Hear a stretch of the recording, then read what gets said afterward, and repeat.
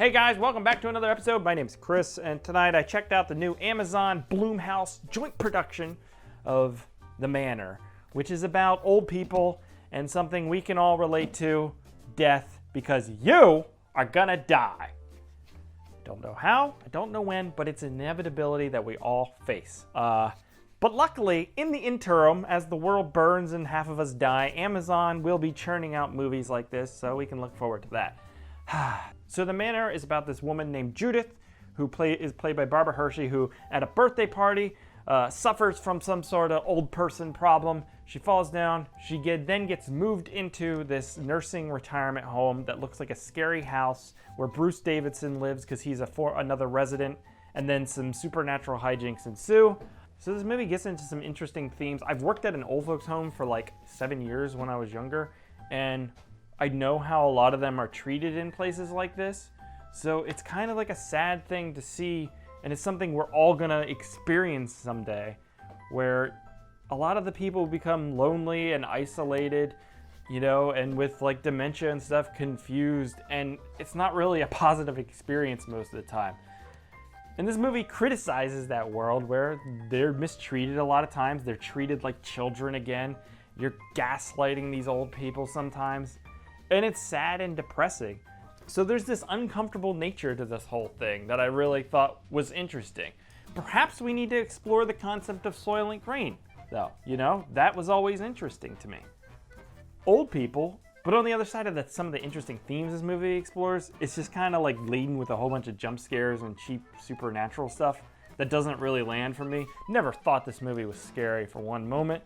Thought there was an interesting premise here, and where it goes is silly and kind of dumb, but also kind of fun in some ways. There's also a bunch of plot points that are a little ridiculous, like the home nurse aides and stuff showing up at like restaurants, like they're Gestapo or something, and like taking her back to like the insane asylum is what it feels like. It's just a little over the top. A lot of the stuff in this movie is a little over the top, I guess. But that also kind of adds to the fun of the whole thing. I think Barbara Hershey did a really great job in this movie. She's the lead, she's in almost every scene. And she nails those sequences where it's like, she still is with it and she's kind of a strong-willed woman. But the people come in and they treat her and coddle her like she's a child, and it's frustrating to see. And so I think those sequences are especially well done. And then she has this relationship with her 17-year-old grandson. That's a little weird. Maybe because I don't have a relationship with my grandparents. Probably because they're all dead. So maybe that's why it came off as a little weird to me. Also, there's like sequences though where there's like the 17-year-old healthy kid who's being like held down by like a frail 74-year-old woman, and you're like, you really can't like overcome the 74-year-old woman. But I don't know. I've never really met a Metamucil, so maybe that shit powers up your muscles or something. Who knows? There's a few cameos that I thought were pretty cool. You got a little sequence that shows John Carpenter from Body Bags, and then Mick Garris shows up at the end as just like a background character, so that was cool to see. Jill Larson is also a side character in this movie, and she is the woman from The Taking of Deborah Logan, which shares some similar themes. I think that's probably a better movie than this. I liked some of the serious themes they get into with this movie, but ultimately when the movie goes full kind of campy-ish by the end, it undermines those ideas a bit, and that was the aspect that interested me more. So, I don't know. It's all right. It's all right. It's not bad. I've seen worse. I wasn't bored while I was watching it, so maybe check it out, especially if you have Amazon Prime.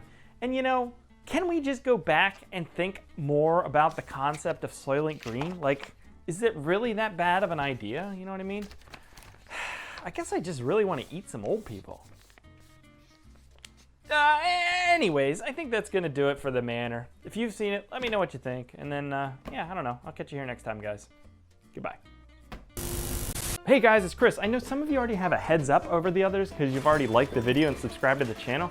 To me, it's like a no-brainer. Like, why wouldn't you do that? So, like the video, subscribe to the channel, helps us out. Catch you here later, guys. Goodbye.